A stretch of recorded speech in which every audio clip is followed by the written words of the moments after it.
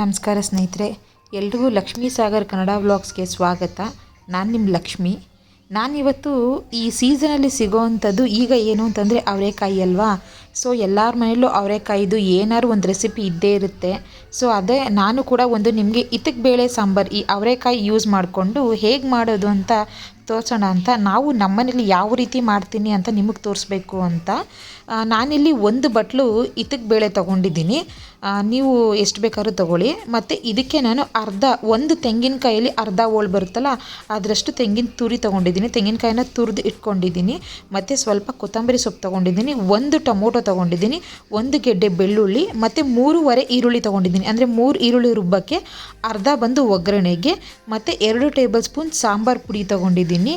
ಮತ್ತು ಇದರಲ್ಲಿ 2 table spoon ಕಡಲೆ ತೊಗೊಂಡಿದ್ದೀನಿ. 1 ಪೀಸ್ ಚಕ್ಕೆ ಅಂದರೆ ಚಿಕ್ಕದು 2 ಇದೆ ಅದು, ಮತ್ತು 3 ಲವಂಗ, 1 ಟೇಬಲ್ ಸ್ಪೂನ್ ಗಸಗಸೆ, 1 ಇಂಚು ಶುಂಠಿ, ಇಷ್ಟು ತೊಗೊಂಡಿದ್ದೀನಿ. ಇಷ್ಟು ರುಬ್ಕೊಳ್ಳೋಕ್ಕೆ ಮತ್ತು ಸಾಂಬಾರು ಮಾಡೋಕ್ಕೆ. ಜೊತೆಗೆ ಇಲ್ಲಿ ನಾನು ಬದನೆಕಾಯಿ ಮತ್ತು ಆಲೂಗಡ್ಡೆ ಮತ್ತು ಹೂಕೋಸು ತೊಗೊಂಡಿದ್ದೀನಿ. ಅದನ್ನು ಆಮೇಲೆ ತೋರಿಸ್ತೀನಿ. ಹೂಕೋಸನ್ನ ನಾನು ಅರಶಿನ ಹಾಕಿ ಬಿಸಿನೀರಲ್ಲಿ ಕುದಿಯೋಕೆ ಇಟ್ಕೊಂಡಿದ್ದೀನಿ. ಅದಕ್ಕೋಸ್ಕರ ಮೊದಲು ಈಗ ನಾನಿಲ್ಲಿ 3 ಈರುಳ್ಳಿ ಏನು ತೊಗೊಂಡಿದ್ದೆ ಅದನ್ನು ರುಬ್ಕೊಂಡು ಬಂದಿದ್ದೀನಿ. ಅದನ್ನು ನಿಮಗೆ ತೋರಿಸ್ತಾ ಇದ್ದೀನಿ. ಆಗಲೇ ಹೇಳಿದ್ನಲ್ಲ ನಿಮಗೆ, ಇದು ಹೂಕೋಸನ್ನ ನಾನು ಬಿಸಿ ನೀರಲ್ಲಿ ಹಾಕಿ ಸ್ವಲ್ಪ ಅರಶಿನ ಹಾಕಿ ಬಿಟ್ಕೊಂಡಿದ್ದೆ. ಯಾಕಂತಂದರೆ ಆ ಹೂಕೋಸಲ್ಲಿ ಹುಳ ಇರುತ್ತಲ್ವ, ಅದೆಲ್ಲ ಹೋಗಬೇಕು, ಅದಕ್ಕೋಸ್ಕರ. ಮತ್ತು 3 ಈರುಳ್ಳಿ ಏನು ತೊಗೊಂಡಿದ್ದೋ ಅದನ್ನ ರುಬ್ಕೊಂಡು ಬಂದಿದ್ದೀನಿ. ಇಲ್ಲಿ ಆವಾಗಲೇ ತೋರಿಸೋದಲ್ಲ, ಅದು ವಿಡಿಯೋ ಎಲ್ಲೋ ಸ್ಕಿಪ್ ಆಗಿಬಿಟ್ಟಿದೆ ನಂದು, ಇಲ್ಲ ಅದಕ್ಕೋಸ್ಕರ. ಆ 3 ಈರುಳ್ಳಿನ ರುಬ್ಬಿ ಮೊದಲು ಒಂದು ಪೇಸ್ಟ್ ಮಾಡಿಕೊಂಡು ಸಪ್ರೇಟ್ ಇಟ್ಕೊಂಡಿದ್ದೀನಿ. ಜೊತೆಗೆ ಇವಾಗ ಅದನ್ನು ಒಂದು ಬಟ್ಲಿಗೆ ಹಾಕ್ಕೊಂಡು ಇಟ್ಕೊಂಡು ಈಗ ನಾನು ಇನ್ನೊಂದು ಮಸಾಲೆ ರುಬ್ಕೋತಾ ಇದ್ದೀನಿ. ನಾನಿಲ್ಲಿ ಏನು ತೆಂಗಿನ ತುರಿ ತೊಗೊಂಡಿದ್ನೋ ನಿಮ್ಗೆ ಯಾವಾಗಲೇ ತೋರಿಸಿದ್ನಲ್ಲ ಅಷ್ಟು ತೆಂಗಿನ ತುರಿ, ಆ ತೆಂಗಿನಕಾಯಿ ತುರಿ ಜೊತೆಗೆ ಬೆಳ್ಳುಳ್ಳಿ ಮತ್ತು ಕೊತ್ತಂಬರಿ ಸೊಪ್ಪು ಅದನ್ನೆಲ್ಲ ಹಾಕ್ಕೊಂಡಿದ್ದೀನಿ. ಇಲ್ಲಿ ನಾನು ಅದೇನಾಗೋಗಿತ್ತು, ಅದು ವಿಡಿಯೋ ರೆಕಾರ್ಡ್ ಆಗ್ತಾಯಿದೆ ಅಂದ್ಕೊಂಡೆ, ಆಗಿರಲಿಲ್ಲ, ಅದಕ್ಕೆ ತೆಗೆದು ತೋರಿಸ್ತಾ ಇದ್ದೀನಿ. ಬೆಳ್ಳುಳ್ಳಿ ಮತ್ತು ಕೊತ್ತಂಬರಿ ಸೊಪ್ಪು ಹಾಕ್ಕೊಂಡಿದ್ದೀನಿ. ಜೊತೆಗೆ ಇದು ಕಡಲೆ, ಚಕ್ಕೆ, ಲವಂಗ ಮತ್ತು ಶುಂಠಿ, ಗಸಗಸೆ ಅದೇನು ತೊಗೊಂಡಿದ್ನೋ ಅಷ್ಟು ಹಾಕೋತಾ ಇದ್ದೀನಿ. ಜೊತೆಗೆ ಇದಕ್ಕೆ 1 ಟೊಮೊಟೊ ಸೇರಿಸ್ಕೊಳ್ಳಿ. ಆಗಲೇ ತೋರಿಸಿದ್ನಲ್ಲ ಆ 1 ಟೊಮೊಟೊ, ಅದನ್ನು ಕಟ್ ಮಾಡಿ ಹಾಕ್ಕೊಳ್ಳಿ.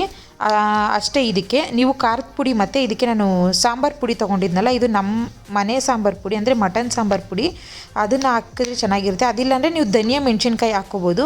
ಇದು ಮಸಾಲೆ ಇಟ್ಟು ಮಾಡ್ತಾ ಇರೋದ್ರಿಂದ ನಾನ್ ವೆಜ್ ಸಾಂಬಾರು ಥರ ಟೇಸ್ಟ್ ಬರುತ್ತೆ, ತುಂಬ ಚೆನ್ನಾಗಿರುತ್ತೆ. ನಾನು ಆ ಸಾಂಬಾರು ಪುಡಿನೂ ಹಾಕಿ ರುಬ್ಕೊಂಡೆ. ಟೋಟಲ್ ನಾನಿಲ್ಲಿ 2 ಇದನ್ನು ರುಬ್ಕೊಂಡಿದ್ದೀನಿ. 1 ಈರುಳ್ಳಿ ಸಪ್ರೇಟ್ ರುಬ್ಬಿಟ್ಕೊಂಡಿದ್ದೀನಿ. ಜೊತೆಗೆ ಇಲ್ಲಿ ಮಸಾಲೆ ರುಬ್ಬಿಟ್ಕೊಂಡಿದ್ದೀನಿ. ಇಷ್ಟೇ. ಇದೆರಡು ಇಟ್ಕೊಂಡ್ರೆ 10 ನಿಮಿಷದಲ್ಲಿ ಸಾಂಬಾರು ಆಗುತ್ತೆ. ಈಗ ಬನ್ನಿ ಸಾಂಬಾರು ಮಾಡೋಣ. ಏನಂದರೆ ಮೊದಲು ಒಂದು ಕುಕ್ಕರ್ ಇಟ್ಕೊಂಡು ನಾನು ಒಂದು 2-3 ಟೇಬಲ್ ಸ್ಪೂನಷ್ಟು ಎಣ್ಣೆ ಹಾಕ್ಕೊಂಡಿದ್ದೀನಿ. ಇದು ಎಣ್ಣೆ ಕಾದ್ಮೇಲೆ ನಿಮ್ಗೆ ಆಗಲೇ ಹೇಳಿದ್ನಲ್ಲ ಅರ್ಧ ಈರುಳ್ಳಿ ಇಟ್ಕೊಂಡಿದ್ದೀನಿ ಅಂತ, 3 ಈರುಳ್ಳಿ ರುಬ್ಬಕ್ಕೆ ಹಾಕ್ಕೊಂಡಿದ್ದೀನಿ. ಆ ಅರ್ಧ ಈರುಳ್ಳಿನ ಇಲ್ಲಿ ಉದ್ದುದ್ದಾಗಿ ಕಟ್ ಮಾಡಿ ಹಾಕ್ಕೊಂಡಿದ್ದೀನಿ ನಾನು. ಇದನ್ನು ಹಾಕ್ಕೊಂಡು ಇದನ್ನು ಸ್ವಲ್ಪ ಲೈಟಾಗಿ ಫ್ರೈ ಮಾಡ್ಕೊಳ್ಳೋಣ.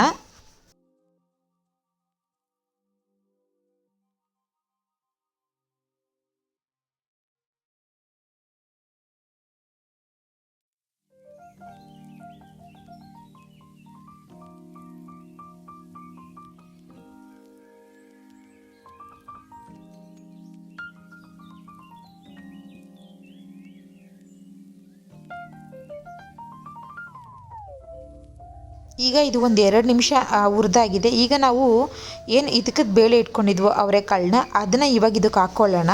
ಹಾಕ್ಕೊಂಡು ಇದನ್ನು ಅಷ್ಟೇ ಲೈಟಾಗಿ ಮಿಕ್ಸ್ ಮಾಡ್ಕೊಳ್ಳೋಣ. ಈಗ ಎಣ್ಣೆಲಿ ಹಾಕಿ ಹುರಿಯೋದ್ರಿಂದ ಕಾಳು ಟೇಸ್ಟ್ ತುಂಬ ಚೆನ್ನಾಗಿರುತ್ತೆ ಸಾಂಬಾರಿಗೆ, ಅದಕ್ಕೋಸ್ಕರ ನಾನು ಇವಾಗ ಹಾಕ್ಕೊತಾ ಇದ್ದೀನಿ. ಇದನ್ನು ಹಾಕ್ಕೊಂಡು ಚೆನ್ನಾಗಿ ಒಂದು 2-3 ನಿಮಿಷ ಹುರ್ಕೊಳ್ಳೋಣ. ಸ್ವಲ್ಪ ಅದು ಹುರಿದಷ್ಟು ಗಮ್ ಅಂತ ಸ್ಮೆಲ್ ಬರ್ತಾ ಇರುತ್ತೆ, ಚೆನ್ನಾಗಿರುತ್ತೆ, ಅದಕ್ಕೋಸ್ಕರ.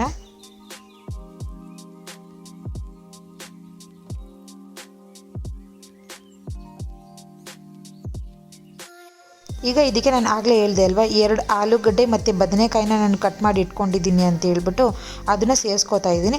ಜೊತೆಗೆ ಹೂಕೋಸು. ಈ ಇತಕ್ ಬೇಳೆ ಸಾಂಬಾರಿಗೆ ಹೂಕೋಸು ಹಾಕೋದ್ರಿಂದ ಟೇಸ್ಟ್ ತುಂಬ ಚೆನ್ನಾಗಿರುತ್ತೆ.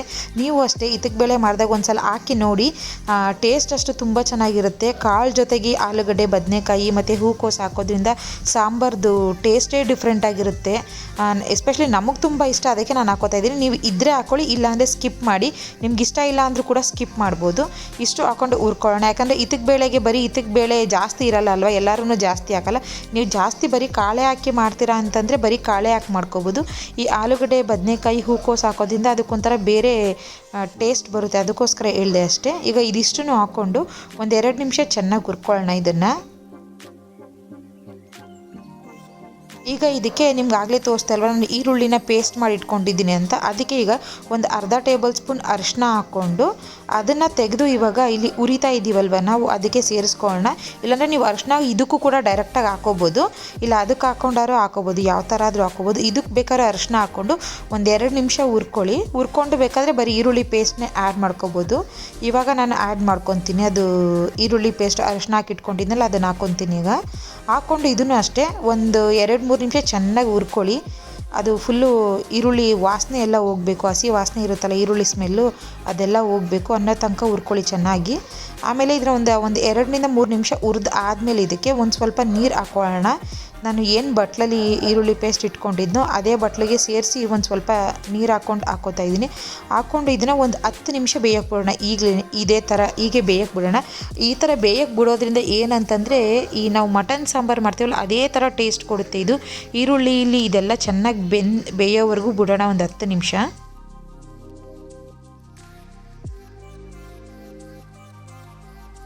ಇವಾಗ ನಿಮಗೆ ಕಾಣಿಸ್ತಾ ಇದೆ ಎಷ್ಟು ಚೆನ್ನಾಗದು ಈರುಳ್ಳಿ ಕಾಳೆಲ್ಲ ಪೇಸ್ಟೆಲ್ಲ ಹಿಡ್ಕೊಂಡು ಸ್ವಲ್ಪ ಅದು ಮಸಾಲೆ ಥರ ಕಾಣಿಸ್ತಾ ಇದೆ ನಿಮಗೆ.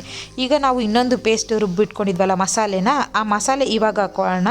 ಕಾಯಿ, ಖಾರದ ಪುಡಿ, ಚಕ್ಕೆ, ಲವಂಗ, ಶುಂಠಿ, ಬೆಳ್ಳುಳ್ಳಿ, ಟೊಮೊಟೊ, ಕೊತ್ತಂಬರಿ ಸೊಪ್ಪು, ಗಸಗಸೆ ಎಲ್ಲ ಹಾಕಿಟ್ಕೊಂಡಿದ್ವಲ್ಲ ಅದಷ್ಟು ಮಸಾಲೆನೂ ಇವಾಗ ಇದಕ್ಕೆ ಹಾಕೋತಾ ಇದ್ದೀನಿ. ಹಾಕ್ಕೊಂಡು ಇದನ್ನು ಚೆನ್ನಾಗಿ ಒಂದು ಮಿಕ್ಸ್ ಕೊಟ್ಕೊಳ್ಳಿ. ಸ್ನೇಹಿತರೆ ಇದು ತುಂಬ ಸುಲಭ ಸಾಂಬಾರು ಮಾಡೋದು. ಏನಂದರೆ ಮಸಾಲೆ 2 ರುಬ್ಬಿಟ್ಕೊಬಿಟ್ರೆ 10 ನಿಮಿಷದಲ್ಲಿ ಆಗುತ್ತೆ ಸಾಂಬಾರು. ಅತಿ ಸುಲಭವಾಗಿ ಮಾಡ್ಬೋದು, ಟೇಸ್ಟ್ ಕೂಡ ಅಷ್ಟೇ ಚೆನ್ನಾಗಿರುತ್ತೆ. ಈಗ ನಾನು ಆ ರುಬ್ಬಿರೋ ಜಾರಿಗೆ ಸ್ವಲ್ಪ ನೀರು ಹಾಕ್ಕೊಂಡು ಮಿಕ್ಸ್ ಮಾಡ್ಕೊತಾ ಇದ್ದೀನಿ. ಸಾಂಬಾರು ನಿಮಗೆ ಯಾವ ಥರ ಬೇಕು, ಎಷ್ಟು ಕನ್ಸಿಸ್ಟೆನ್ಸಿ ಬೇಕು ಅಂದರೆ ಗಟ್ಟಿಗೆ ಬೇಕು ಅಂದರೆ ಗಟ್ಟಿ ಮಾಡ್ಕೊಳ್ಳಿ, ತೆಳು ಬೇಕು ಅಂದರೆ ತೆಳು ಮಾಡ್ಕೊಳ್ಳಿ. ಇದನ್ನು ನೀರು ಎಷ್ಟು ಬೇಕೋ ಅಷ್ಟು ಅಡ್ಜಸ್ಟ್ ಮಾಡಿಕೊಂಡು ತಿರುಗಿಸ್ಕೊಳ್ಳಿ. ಈಗ ನನಗೆ ಸಾಂಬಾರಿಗೆ ಎಷ್ಟು ನೀರು ಬೇಕೋ ಅಷ್ಟು ಹಾಕ್ಕೊಂಡು ನಾನು ಇದನ್ನು ಚೆನ್ನಾಗಿ ತಿರುಗಿಸ್ಕೊತೀನಿ.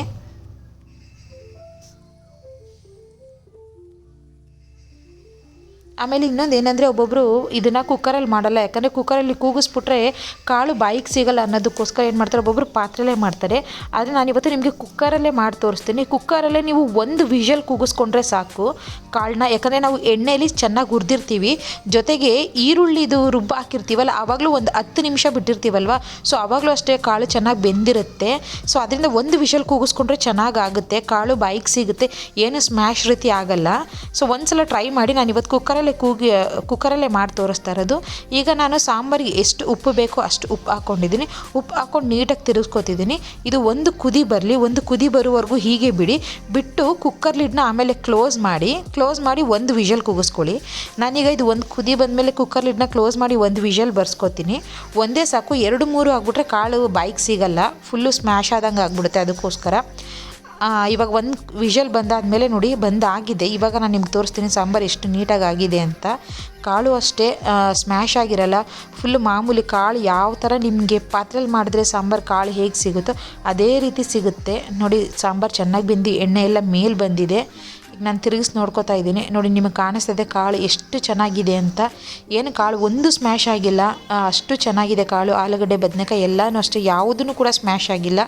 ಈಗ ಇದನ್ನು ನಾನು ಏನು ಮಾಡ್ತೀನಿ, ಕುಕ್ಕರ್ ಲಿಡ್ನ ಓಪನ್ ಮಾಡಿ ಫ್ಲೇಮ್ನ ಆನ್ ಮಾಡ್ಕೊಂಡು, ಈಗ ಗ್ಯಾಸ್ ಸ್ಟವ್ನ ಆನ್ ಮಾಡ್ಕೊಳ್ಳಿ.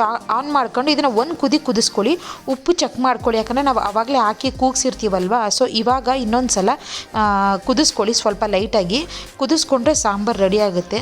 ನೀವು ಅಷ್ಟೇ ಸ್ನೇಹಿತರೆ, ನಾನು ತೋರಿಸಿರೋ ವಿಧಾನದಲ್ಲಿ ಒಂದು ಸಲ ಮನೇಲಿ ಮಾಡಿ ನಿಮಗೆ ಏನು ಅನ್ನಿಸ್ತು ಸಾಂಬಾರು ಟೇಸ್ಟ್ ಅಂತ ಕಮೆಂಟ್ ಮುಖಾಂತರ ತಿಳಿಸಿ.